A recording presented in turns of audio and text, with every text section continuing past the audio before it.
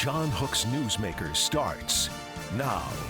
Thanks for joining us on Newsmaker. It is the problem no one seems to want to acknowledge, much less fix. The U.S. is on an unsustainable fiscal path. That's just the truth.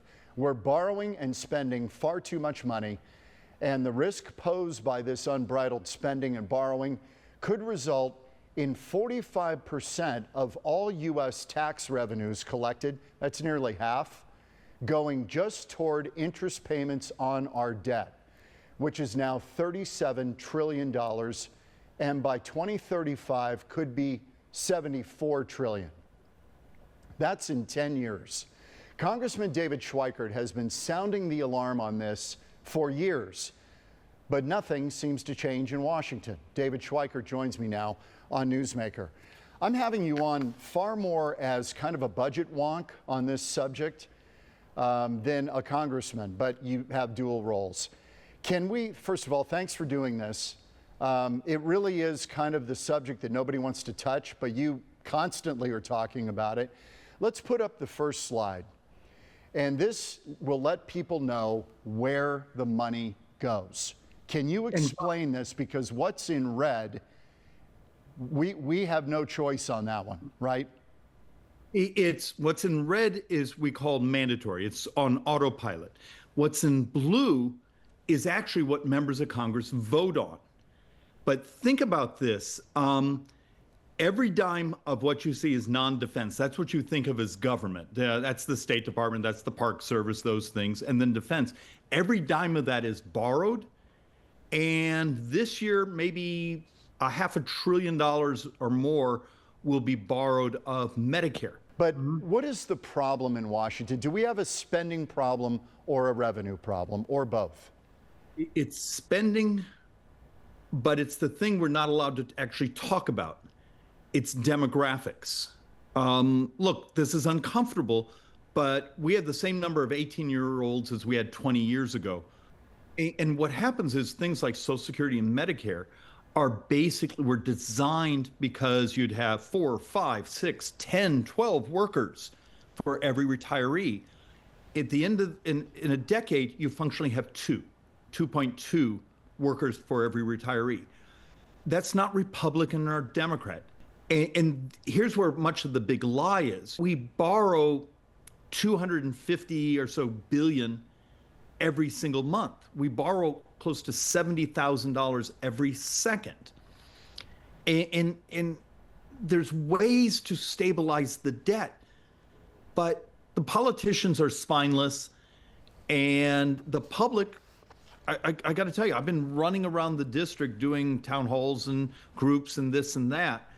And most of these are technical groups. I did a healthcare group yesterday morning, and all the questions at the end were how they could get more money, not the fact that in 7 years, the Medicare and Social Security Trust Fund are empty.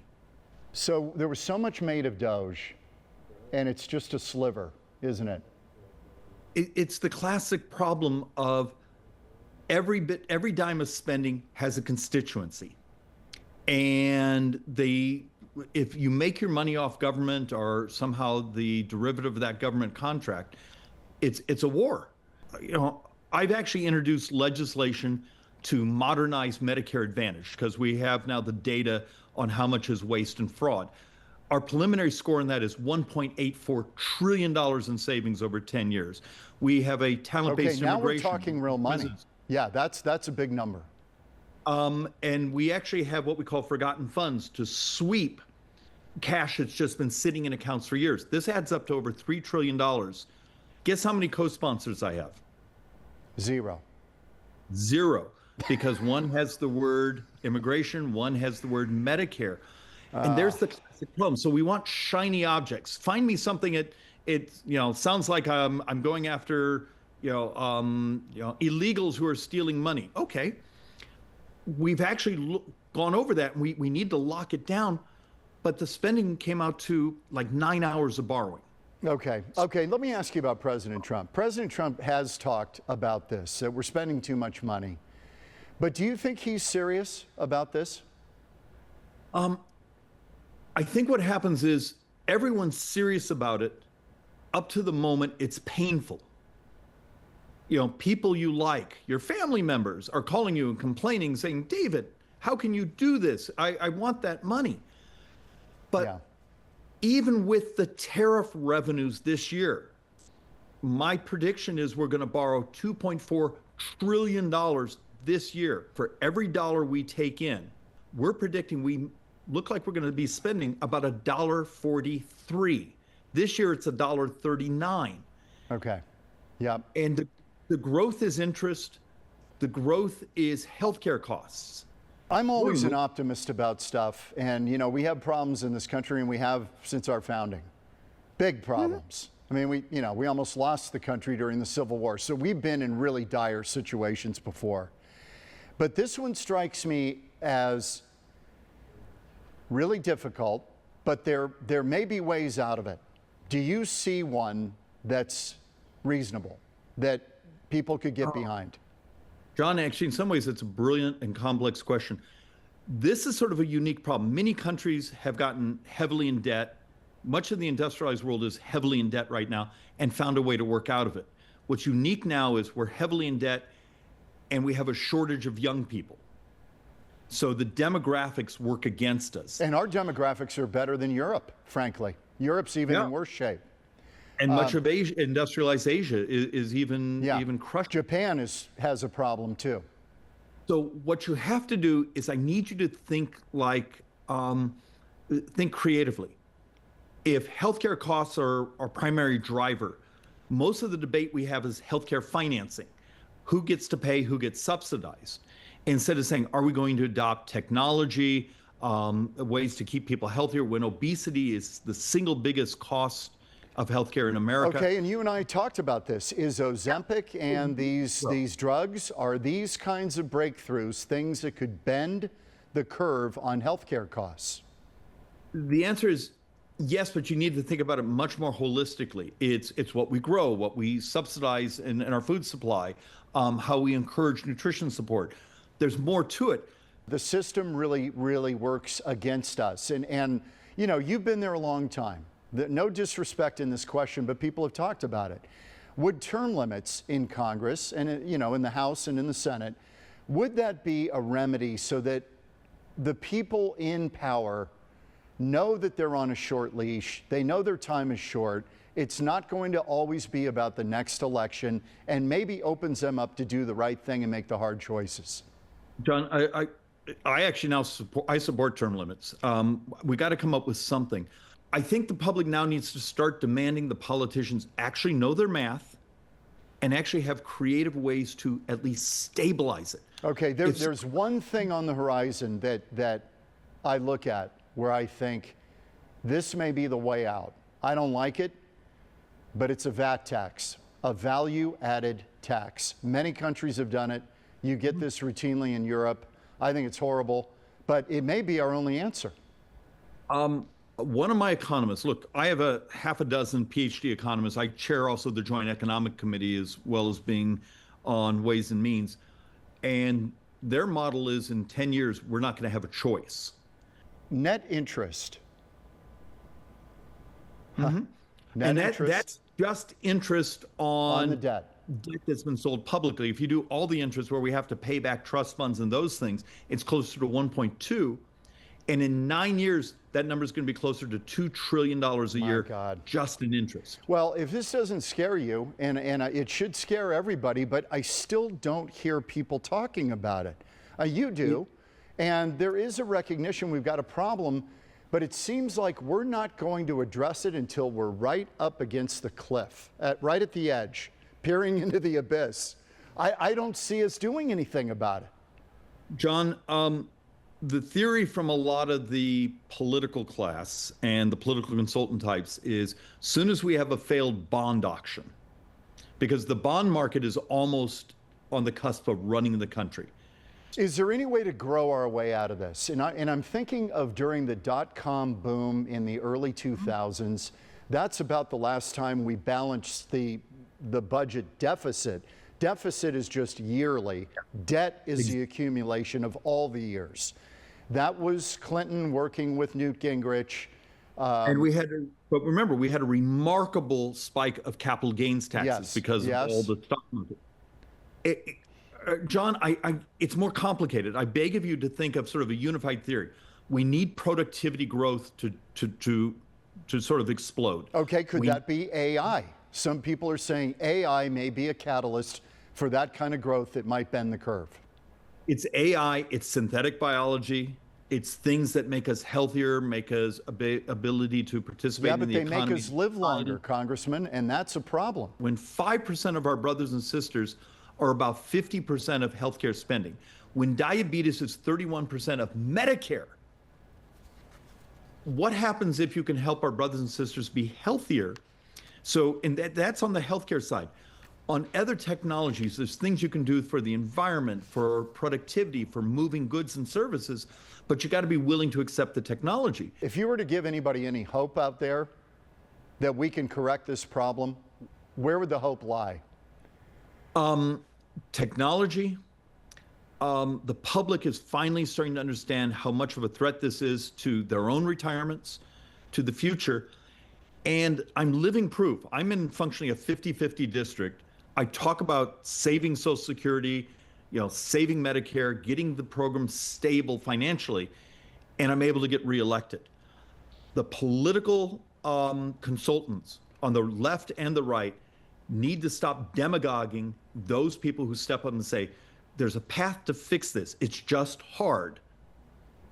The public needs to demand people willing to do hard things. Congressman David Schweikert, I appreciate it. We didn't even talk about your reelection. We didn't talk about any of that stuff. This is what I wanted to talk about. The first part of dealing with the problem is acknowledging it. So that's what we're doing here. Thank you. Appreciate it. I appreciate it. We're going to continue on this kind of fiscal track on Newsmaker. Why do Maricopa County taxpayers continue to spend millions of dollars a year on a court monitor to oversee the sheriff's office? County Board Chairman Thomas Galvin joins me next on Newsmaker.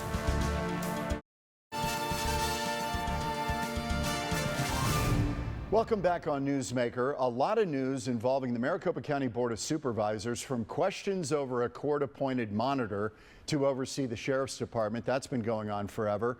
To continued tensions over the newly elected county recorder, Justin Heap, who can better field all these questions than Chairman of the Maricopa County Board of Supervisors, Thomas Galvin.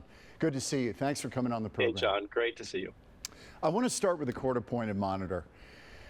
We are 12 years into this. I think we've spent $352 million as a county, $352 million. And I'm not sure that policing has improved, recruitment for the Sheriff's Department has improved, morale has improved, safety has improved. I don't know what we've gotten for this exactly. Can you tell me?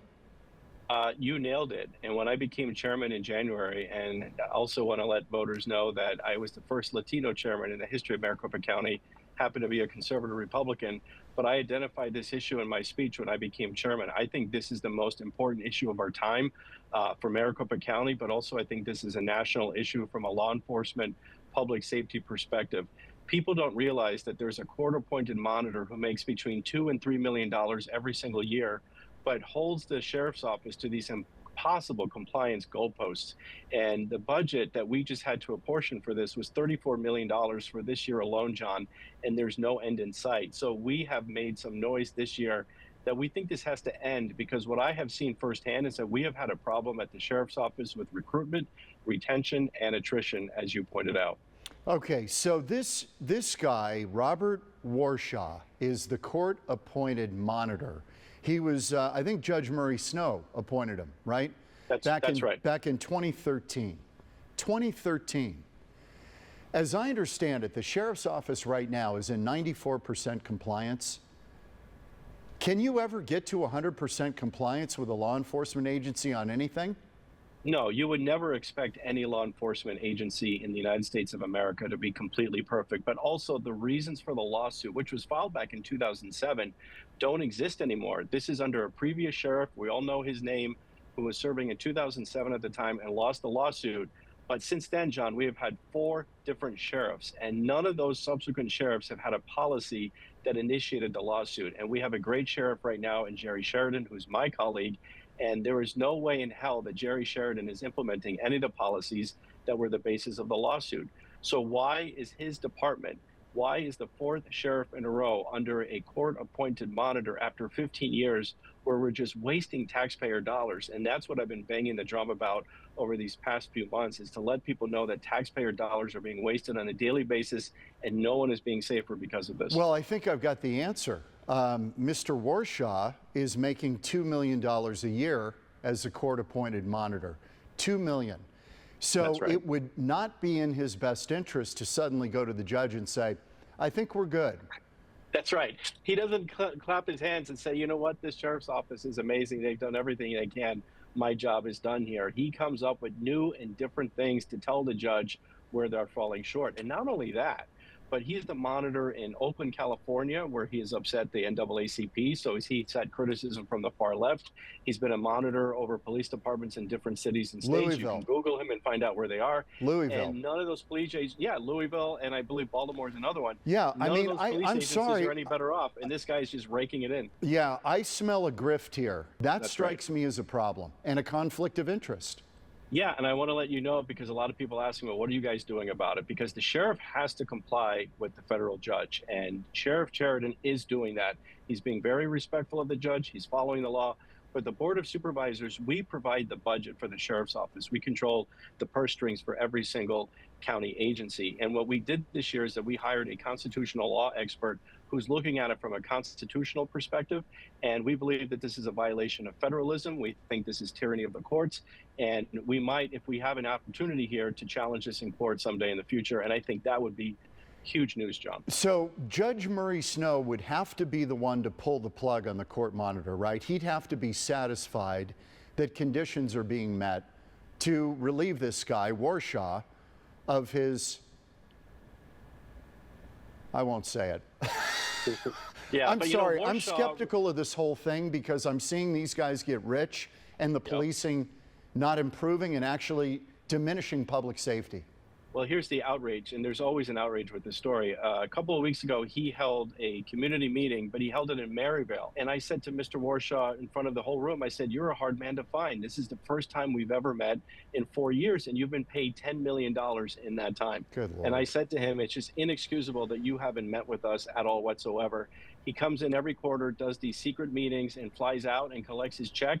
He's got about a dozen people on staff. And the other thing, John, is that we have to pay for his office space here in Phoenix. Even though he lives out of state, he never uses the office, and we're paying about $90,000 a year in rent at the Lures building downtown on his behalf, and there's nothing we can do about it. Okay, Exactly. let's Thank get you. on to the drama between your board and the newly elected county recorder, Justin Heap. Yeah. He filed a lawsuit against you guys in June to resolve the ongoing dispute over who's got what responsibilities. Just for people watching, right now, the way that this services agreement is shared between the Board of Supervisors and the recorder handles all early voting, right? You guys handle in-person voting, day of voting. The Board of Supervisors does. And the reason for that is what? Well, the reason for that is state law. So if we take a step back, state law bifurcates election duties in all 15 counties in Arizona, not just Maricopa County. All 15 counties have to do it the same way. And the way that it's done is that the recorder's office is responsible for voter registration, which is a major task on a daily basis, and also sending out early ballot envelopes. But according to state law, the Board of Supervisors are responsible for virtually everything else. And that includes the IT infrastructure, that includes all the other things and components and logistics of putting on an election. But the other thing is the Board of Supervisors budgets for an election. We have to figure out how much money we have to spend for it.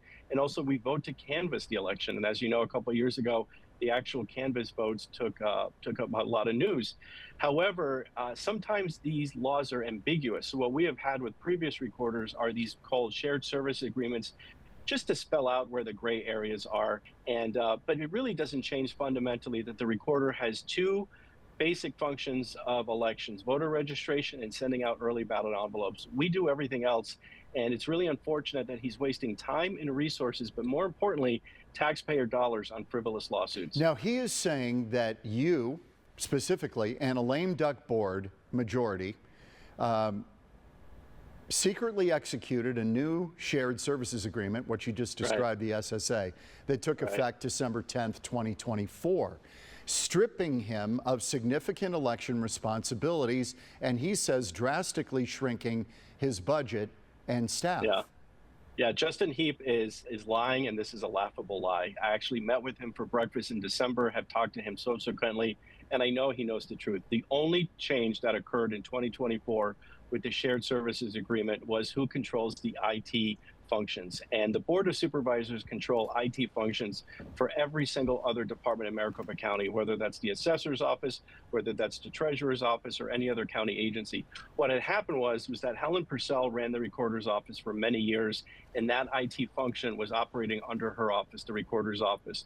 But now that the Board of Supervisors has been complying with state law over several previous recorders, including Adrian Fontes and Stephen Richer, we realized that since we are responsible for the IT, we need to take back control of it. And so we executed that last year, but we still have to allow Justin Heap access to all of the IT functions that he needs to perform his job. Of course. He knows that, and this argument that he's making was just a red herring for a larger plan of his to sue in some cockamamie idea and scheme to take over all of elections, and he's going to fail miserably. Okay, now, I'm just so people understand, the Board of Supervisors does this on the actual election, handling the election. Right. And the reason for that, I suppose, is that with 5 members of a Board of Supervisors, it creates a division of responsibility where one person couldn't get in there and ostensibly game the system, I guess. Is that what it is? That's exactly it. If you're a Democrat sitting at home, you don't want a Republican to have complete control of elections. And if you're a Republican sitting at home, you don't want a Democrat having complete control of elections. But our executive power is diffused through the 5 of us. We also have an elections team that reports to the Board of Supervisors. We control and run elections. The recorder just has 2 specific responsibilities in part of the elections process. Okay, now, Stephen Richer, the former recorder, he said that he thinks this system is dumb.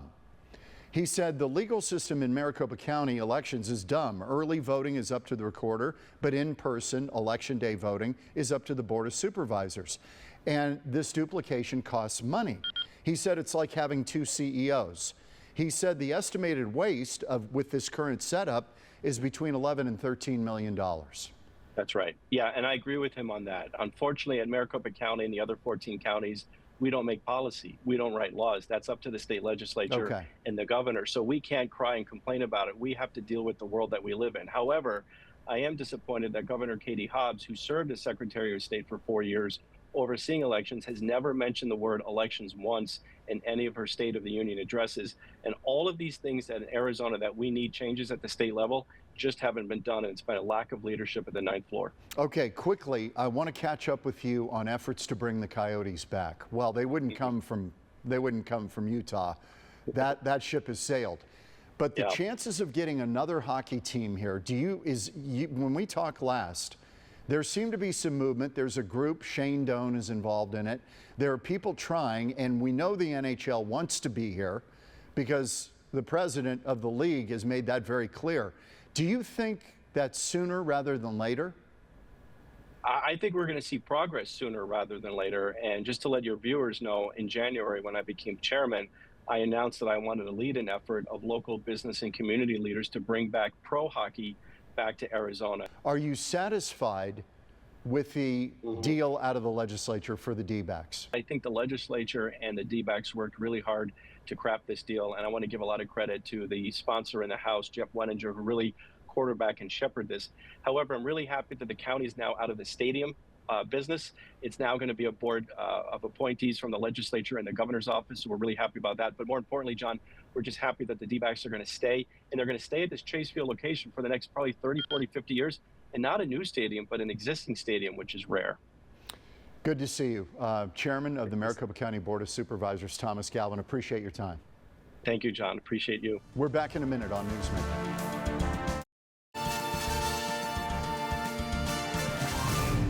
Thanks to Thomas Galvin and David Schweikert for joining me on Newsmaker. We will see you next week on Newsmaker.